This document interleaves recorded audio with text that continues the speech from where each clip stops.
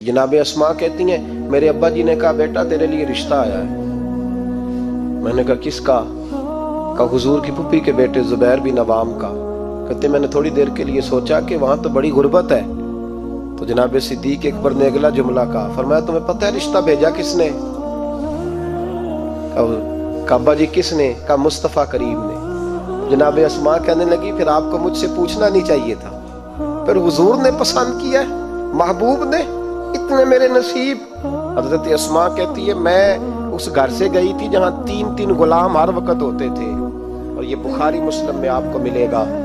बेटियों की तरबियत हम करते हैं तो कहते हैं ओ ससुराल में काम करना पड़ता है, सवेरे उठना पड़ता है, ऐसे करना पड़ता है। सुनो जनाब सिद्दीक अकबर रईस मक्का और मदीना की बेटी फरमाती है मैं जब जुबैर बिन अवाम के घर में गई तो मैं आटा भी गूंथती थी, मैं कपड़े भी धोती थी। महबूब ने मेरा रिश्ता कराया ना। फरमाती है मैं चक्की भी पीसती थी। फरमाती है जुबैर बिन अवाम ने घोड़ा रखा हुआ था, वो जब बाहर जाते तो मैं घोड़े के लिए चारा भी काट के लाती थी, मैं उस घोड़े को भी संभालती थी, मेरे हाथों में छाले पड़ जाते। एक दिन मेरे अब्बा जी ने देख लिया। अबू बकर सिद्दीक बड़े परेशान हुए। कहती हैं उन्होंने जाके महबूब की बारगाह में अर्ज की हुजूर अगर आप इजाजत दें तो मैं जुबैर को एक गुलाम ना दे दूं, मेरी बेटी काम करती है, उसके हाथों में मैंने छाले देखे, एक गुलाम ना दे दूं। डायरेक्ट हजरत जुबैर बिन अवाम से नहीं कहा कि तू इतना काम कराता है, झगड़ा नहीं खड़ा कर दिया। कहती है एक गुलाम हुजूर के जरिए जनाब अबू बकर सिद्दीक ने भेजा। अब वो बाहर के काम संभालने लगा, घोड़े को चारा डाल देता, कुछ सौदा सरफ ला देता। कहती मुझे यूं लगा जैसे मैं आजाद हो गई। गुर्बत भी थी। जुबैर बिन अवाम नेक बड़े थे पर तबीयत के जरा सख्त थे। एक दिन अब्बा जी आए तो मैंने कहा हुजूर और तो कुछ चीज नहीं चाहिए, थोड़ी सख्ती है तबीयत में। तो कहते हैं मेरे वालिद ने ये नहीं कहा मैं पूछूंगा, मैं हुजूर से बात करूंगा। कहने लगे बेटी सब्र कर, बेटी सब्र कर, तेरा खामद नेक है, अगर तू उसकी रिजा में दुनिया से गई तो रब तुझे बगैर हिसाब जन्नत अता फरमा देगा।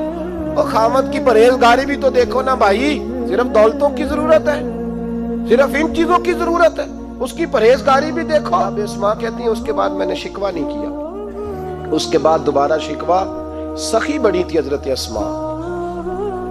हजरत अब्दुल्ला बिन जुबैर आपके बेटे थे। किसी ने उनसे पूछा कि आपकी वालदा का क्या हाल था? तो फरमाते मैं अम्मा को मुसल्ले पे छोड़ के गया, इबादत कर रही, इबादत गुजार बड़ी थी, मुसल्ले पे छोड़ के गया। फरमाते मैं जोहर के वक्त गया और असर की नमाज के बाद आया तो मेरी अम्मा अभी भी मुसल्ले पे बैठी थी और रब से माफिया मांग रही थी। कहते बड़ी सखी थी। और मेरी खाला सैयदा आयशा भी बड़ी सखी थी। हजरत अब्दुल्ला बिन जुबैर फरमाने लगे दोनों में एक फर्क था। हजरत आयशा जब सखावत करती तो कुछ पैसे जमा कर लेती, एक हफ्ते के पैसे जमा करके जोड़ के कहती चलो किसी गरीब का कुछ बन तो जाए। लेकिन हजरत अस्मा रखती नहीं थी, कहती थी रोज ही देने हैं, चाहे एक दिनार हारी में मौजूद है। जब उनसे पूछा गया ऐसा क्यों करती हो तो कहती है मैं एक दिन नबी पाक की बारगाह में ना कुछ पैसे देने लगी तो मैंने 2-3 दफा गिने, कहा हुजूर जी कुछ दिनार रख ले। तो महबूब फरमाने लगे अस्मा अल्लाह के रास्ते में गिन गिन के न दे, वरना वो भी तुझे गिन गिन के ही देगा। तो उसके रास्ते में बेहिसाब दे, वो भी तुझे बेहिसाब ही अता फरमाएगा। और बचा बचा के ना रखा कर, दे दिया कर, तो उसके रास्ते में देती रह, रब भी तुझे देता ही रहेगा। हम चूंकि गिन गिन के देते हैं ना, इसलिए हम इस फलसफे को समझते नहीं। गिन गिन के दोगे तो गिन गिन के मिलेगा, बेहिसाब दोगे तो अल्लाह भी बेहिसाब ही देगा। हजरत अस्मा की सखावत, परहेजगारी। फरमाती हैं कि मैं जब मदीना मुनव्वरा हिजरत करके सब लोग चले गए तो मुसलमानों के घर में ना बेटियां ही पैदा होती थी। तो यहूदी औरतों ने शोर कर दिया कि हमने जादू कर दिया, इनके यहाँ बेटा नहीं हो सकता। तो जनाब अस्मा बिनते अबी बकर सिद्दीक रज़ी अल्लाह ताला अन्हा फरमाती हैं सबसे पहला बेटा मदीने में अल्लाह ने मुझे अता फरमाया। कहती हैं मैंने कहा जाओ इसके नाना को खबर करो। नाने दादे प्यार ज्यादा करते हैं, नानियां दादियां प्यार ज्यादा करती। तो कहती हैं कि मैंने ना कहा जाओ नाना को खबर करो। तो कहते जनाब सिद्दीक अकबर दौड़े आए तो पहले दिन का बच्चा ही उठा के ले गए। अब्बा जी बात तो सुने, बस ठहर जा सुन लेते। कहते लपेटा मेरे अब्दुल्ला को ले गए और सारे मदीने की गलियों में शोर कर ओ यहूदियों निकलो बाहर देखो, तुम कहते थे जादू कर दिया है, अल्लाह ने हमें बेटा अता फरमा दिया है, देखो अल्लाह ने बेटा दिया। कहती फिर सारा मदीना घुमा के ना तो मुस्तफा के पास ले गए। کہا یا رسول اللہ دیکھیں اللہ نے نواسا دیا ہے. کہتی ہیں میرے بیٹے ابھی میں نے دودھ بھی نہیں پلایا تھا, میں نے کہا لے گئے ابا جی اور واپس بھی نہیں لائے. کہتے ہیں حضور کے پاس جب لے کے پہنچے تو نبی پاک نے کھجور منہ میں رکھی, اسے دانتوں کے ساتھ اس طرح چبایا کہ ذرے ذرے میں حضور کا لواب دہن شامل ہو گیا. وہ کھجور حضور کے لواب دہن میں گویا گون دی گئی. فرماتی ہیں اس کو نکال کے تو محبوب نے میرے بیٹے کو گڈی عطا فرمائی, عبداللہ نام رکھا. حضرت اسماء کہتی ہے جب واپس آئے میں نے کہا ابا جی میں نے تو ابھی اسے دودھ بھی نہیں پلایا تھا. تو کہنے لگے مبارک ہو, اس کے سینے میں جو سب سے پہلی غذا گئی ہے وہ میرے نبی کا لواب دہن گیا ہے. حضرت عبداللہ بن زبیر جوان ہوئے, ابھی 7-8 سال عمر کی تھی کہ تو ان کے والد حضرت زبیر بن عوام حضور کے پاس لے گئے. کہنے لگے یا رسول اللہ اسے بیعت بھی کر لیں. محبوب کا بیعت بھی کرا دیا. مسلمان تو پہلے ہی تھے, مسلمانوں کے گھر میں یہ وہی بیعت ہے جو ہم اپنے مشائخ کے ہاتھوں پہ کرتے ہیں. اس کی اتنی اہمیت ہے کہ حضرت زبیر بن عوام نے 6-7 سال کا بچہ بھی محروم نہیں رہنے دیا, حالانکہ کلمہ تو وہ شروع سے پڑھتے تھے. یہ بیعت اگر کلمے کی ہوتی تو وہ تو پہلے پڑھ رہے تھے. یہ وہی بیعت ہے جو ہم اپنے بزرگوں کے ہاتھوں پہ کرتے ہیں کہ کوئی بندہ بغیر مرشد کے اور بغیر پیر کے رہ نہ جائے. حضرت زبیر بن عوام نے بیعت بھی کرا دیا. فرماتی ہیں آپ یہی بچے جوان ہوئے.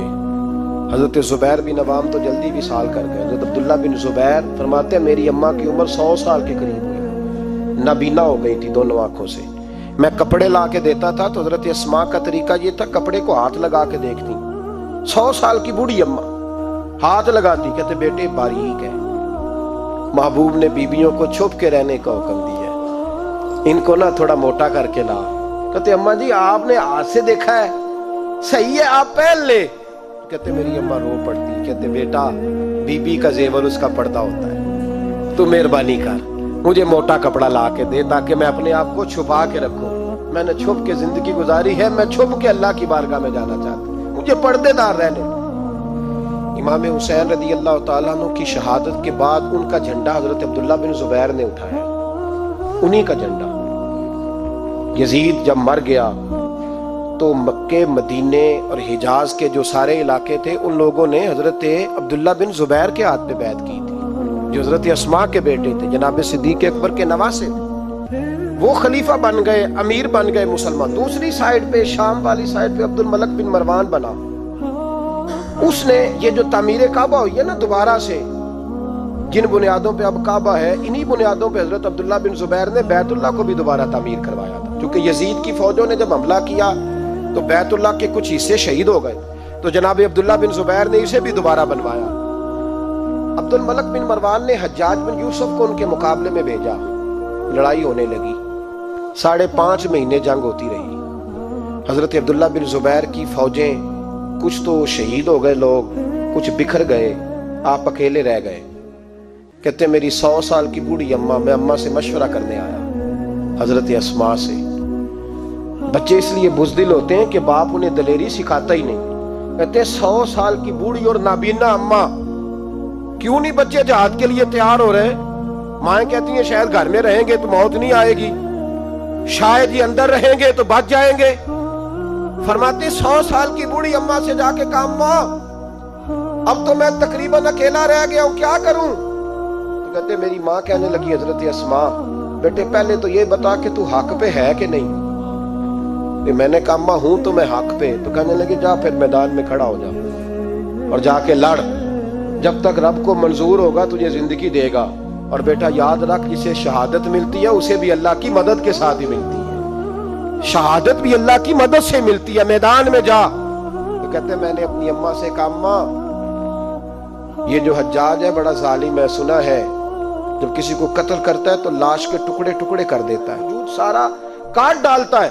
تو کہتے میری اماں میرے کندھے پہ تھپکی دے کے کہنے لگی بیٹے بکرے کو صرف ذبح ہوتے وقت تکلیف ہوتی ہے, جب اس کھال اتاری جائے تو کوئی تکلیف نہیں ہوتی, جب اس کا گوشت بنایا جائے تو کوئی. تو بیٹے گھبرانا نہ, رہنا میدان کے اندر, دیکھنا میں تجھے بھاگتا ہوا نہ سنوں.